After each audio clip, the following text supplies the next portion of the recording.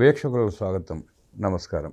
జగన్మోహన్ రెడ్డి పరిపాలనలో తన స్వార్థ ప్రయోజనాల కోసం ముచ్చుమర్రి ప్రాజెక్టుని పడకేపించి రాయలసీమ లిఫ్ట్ ఇరిగేషన్ పేరిట 1000 కోట్ల రూపాయలు దండుకుని కేసీఆర్ ఆజ్ఞలతో ఆ ప్రాజెక్టుని మూలపడేసిన జగన్మోహన్ రెడ్డి నేడు మండలిలో తన ఎమ్మెల్యేల చేత రాయలసీమ లిఫ్ట్ ఇరిగేషన్ పేరిట గలాభ సృష్టించే ప్రయత్నం చేస్తున్నాడు.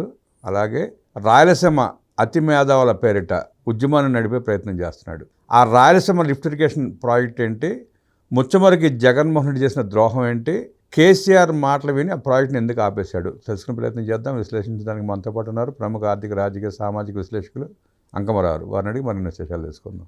నమస్తే సార్. నమస్తే అండి. Rayalaseema lift irrigation project Jaganmohan Reddy హయాంలో వచ్చి జగన్మోహన్ రెడ్డి హయాంలోనే మూతపడిపోయింది. దాని మీద ఇవాళ మండలిలో చర్చ జరుపుతూ వైసీపీ ఎమ్మెల్సీలు అడ్డగోలు వాదనలతో ఆ ప్రాజెక్ట్ ఏదో ఇప్పుడు ప్రభుత్వం వచ్చిన తర్వాత ఆపేసిందన్నట్టు మాట్లాడుతున్నారు. ఆ రాయలసీమ ప్రాజెక్ట్ పుట్టుపొరత్రాలు ఏంటి, ఎందుకు ఆగిపోయింది, ఎట్లా చూస్తారు? ఇప్పుడు ఈ రాయలసీమ ప్రాజెక్ట్ అనేది 2020లో ఆగిపోయింది. మామూలుగా సహజంగా ఎక్కడైనా సరే ఏదన్నా కాంట్రాక్టర్ బిల్లులు చెల్లించాలి అంటే మామూలుగా ప్రభుత్వ ఖజానాలోకి వచ్చి అక్కడి నుంచి విడుదలవుతూ ఉంటాయి. కానీ ఈ ఆగిపోయిన దానికి సంబంధించి ఆ కాంట్రాక్టర్కి డైరెక్టర్గా పంపించినటువంటి ఘనత నాటి ప్రభుత్వం చేపట్టింది. జగన్మోహన్ రెడ్డి ఇప్పుడు మీరన్నట్టు ముచ్చుమర్రి కావచ్చు, హంద్రీనేవా కావచ్చు. హంద్రీనేవా అని 190 రోజుల్లో పూర్తి చేసేసి 44 TMCలు ఈరోజు రాయలసీమకు తరలించారు. రాష్ట్ర సరిహద్దులుగా తరలించారు. మరి అది రాయలసీమకు మేలు చేసినట్ట, కీడు చేసినట్ట ఈ మాట్లాడేవాళ్ళు చెప్పాలి. ఇప్పుడు చెరువులన్నీ నింపారు అక్కడ. దీనివల్ల గ్రౌండ్ వాటర్ డెవలప్ అవుతుంది కదా.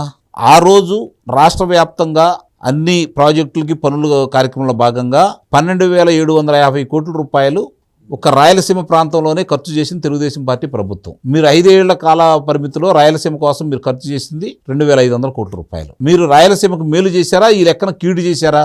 ఆ 2,500 కోట్ల 1000 కోట్ల రూపాయలు ఈ రాయలసీమ లిఫ్ట్ ఇరిగేషన్ ప్రాజెక్టుకు ఖర్చు పెట్టారని గొయ్యితోవి. అవును. అంటే ఇక్కడ గమనించుకోవాల్సిన అంశం ఏంటంటే ప్రజలు ఇవన్నీ తెలుసు కాబట్టే మాడు బగిలేటట్టు 52 నియోజకవర్గాలు ఉన్న రాయలసీమలో 7కే పరిమితం చేశారు. ఆ ప్రాంతంలో 2019లో నీకు 49 నియోజకవర్గాలు ఇచ్చారు. అనంతపురం జిల్లాలో 2, చిత్తూరు జిల్లాలో చంద్రబాబు నాయుడు గారు తప్ప మిగిలిన కర్నూలు, కడప 24 స్థానాలు మీకే కట్టబెట్టారు. మిగిలిన వాటిలో పోల్చుకుంటుంటే వాళ్ళకి 3 ఇచ్చేసి మిగిలిన కలిపి మీకు 49 నియోజకవర్గాలు ఇచ్చారు. మీ సొంత జిల్లా అన్నమయ్య ప్రాజెక్టు, మీ సొంత జిల్లాలో అన్నమయ్య ప్రాజెక్టు గేట్లు పగిలిపోయి కిందకి నీరు ప్రవహించి అన్ని గ్రామాలు కొట్టుకుపోయి 43 మంది ప్రాణాలు కోల్పోతే గీజు పెట్టని నిర్లక్ష్యానికి కారణం ఇసుక మాఫియా కోసం దాన్ని నాశనం చేసింది నువ్వు. నీ ప్రాంతానికి హంద్రీనేవా ద్వారా నీళ్లు వస్తే ఆ నీళ్ళని డిస్ట్రిబ్యూటర్ ద్వారా అంటే మామూలుగా మనకి బ్రాంచి ద్వారా అక్కడి నుంచి కాలువల ద్వారా, పంట కాలువల ద్వారా నీళ్ళు అందించాల్సిన నువ్వు వాటిని చేసుకోలేక, అవి కూడా పూర్తి చేయలేక, వచ్చిన నీరును కూడా ఉపయోగించుకోలేని చేతగాని ప్రభుత్వం గత ప్రభుత్వం రాయలసీమలో. ఈరోజు ఒక్కొక్క పనులన్నీ వాళ్ళు చేసుకుంటూ వెళ్ళిపోతా ఉన్నారు. ప్రాజెక్టులు పూర్తి చేసుకుంటూ వెళ్ళిపోతా ఉన్నారు. లిఫ్ట్ ఇరిగేషన్స్ ఎన్ని మూతపడ్డాయి మీ హయాంలో? 102 మూతపడ్డాయి కదా. అంటే మళ్ళీ తిరిగి దాన్ని పునరుద్ధరించే కార్యక్రమం ఈ రోజు చేస్తా ఉన్నారు. ఈ రోజు వెలుగొండ ప్రాజెక్ట్ అయిపోయిందని చెప్పి జాతికి అంకితం చేసినటువంటి గొప్ప అపర భగీరథుడు కదా నువ్వు.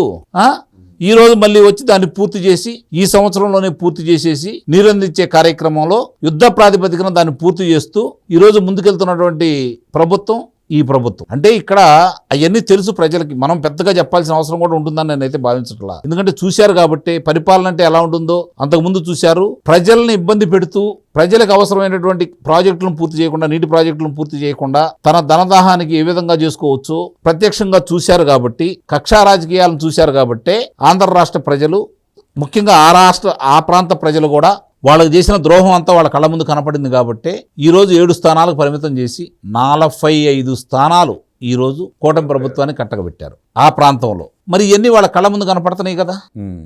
ఈరోజు ప్రజల్ని ఏమార్చాలని ఈరోజు శాసనమండలిలో కాస్త బలం ఉంది కాబట్టి ఈరోజు ఇక్కడే ఉందలేండి. ఎక్కడ బలం ఉంటే, ఏ రాజకీయ పార్టీకి బలం ఉంటే ఆ రాజకీయ పార్టీ దేశవ్యాప్తంగా ఎలా చేస్తుందో చూస్తూనే ఉన్నాం.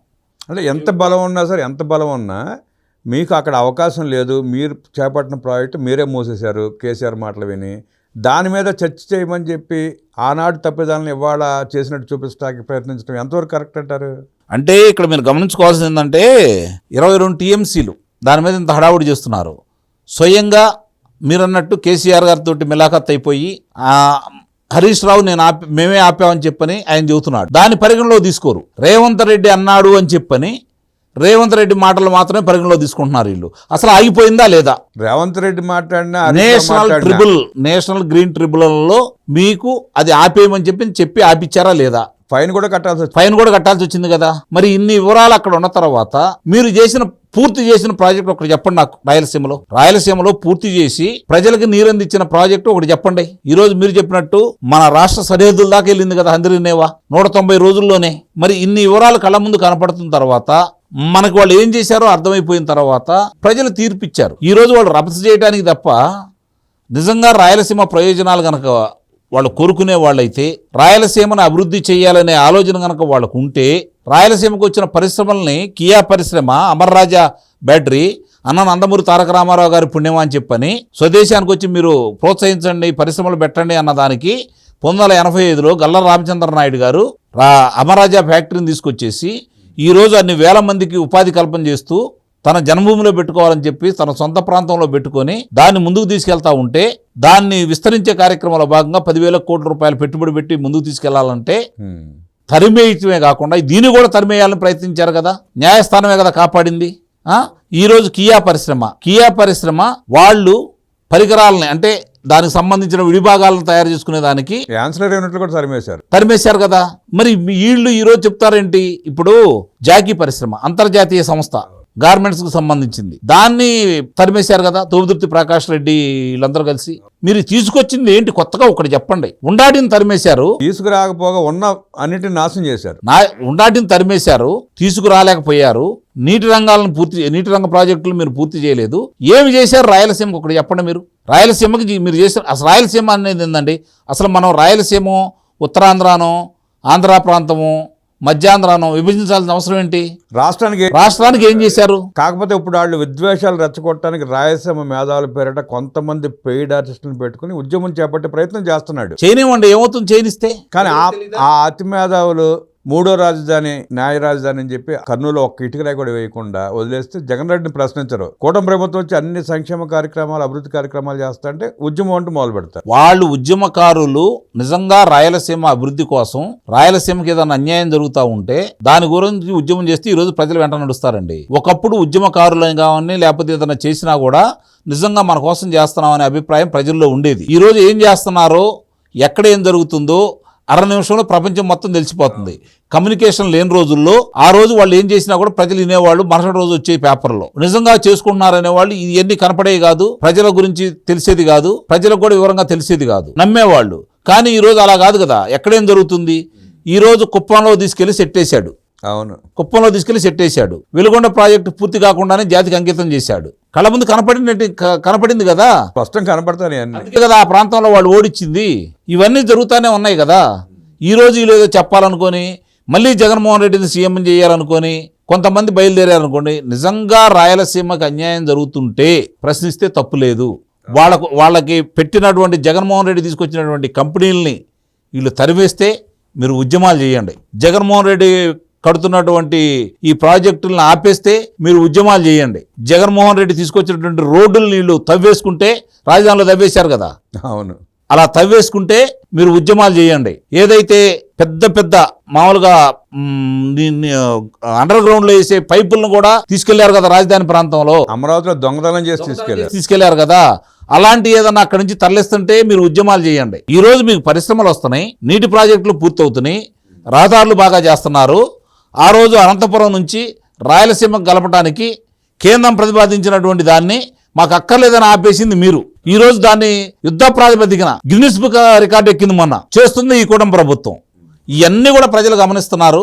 ఎవరేం చేస్తున్నారో, ఎవరేం చేశారో స్పష్టంగా ఈరోజు ఆధారాలతోటి, లెక్కలతోటి, ఒకవేళ ఏదన్నా వాళ్ళు ఒకవేళ తప్పు చెప్పినా కూడా మనం వెళ్ళేసి మనకున్నటువంటి సమాచార హక్కు ద్వారా వాటిని తీసుకొని ప్రజలందరూ కూడా తెలుసుకుంటున్నారు. కాబట్టి ఉద్యమకారులుగా ఉండేవాళ్ళు ఎప్పుడైనా ఉద్యమం చేస్తే ప్రజల్లో వాళ్ళకి ఆదరణ కూడా వస్తుంది. వాళ్ళు ఏ విధంగా ముందుకు వస్తారో, ఏ పరిశ్రమలను తరిమేశాడో చంద్రబాబు నాయుడు గారు, ఏ పరిశ్రమల్ని ఈరోజు ఆపేశాడో వాళ్ళు వివరంగా చెబితే ప్రజలు కూడా ఆమోదిస్తారు.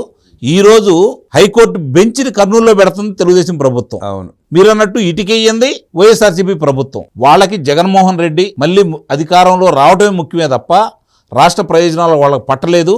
ఇదే ప్రాంతంలో, ఇదే కడపలో, ఇదే కర్నూలులో, ఇదే చిత్తూరులో, ఇదే అనంతపూర్లో చంద్రబాబు నాయుడు గారు ఎన్నికల ముందు మీటింగ్ పెట్టి ఏకైక రాజధాని అమరావతి అని చెప్పి వాళ్ళని ఒప్పించి ఈరోజు గెలిచాడు ఆయన.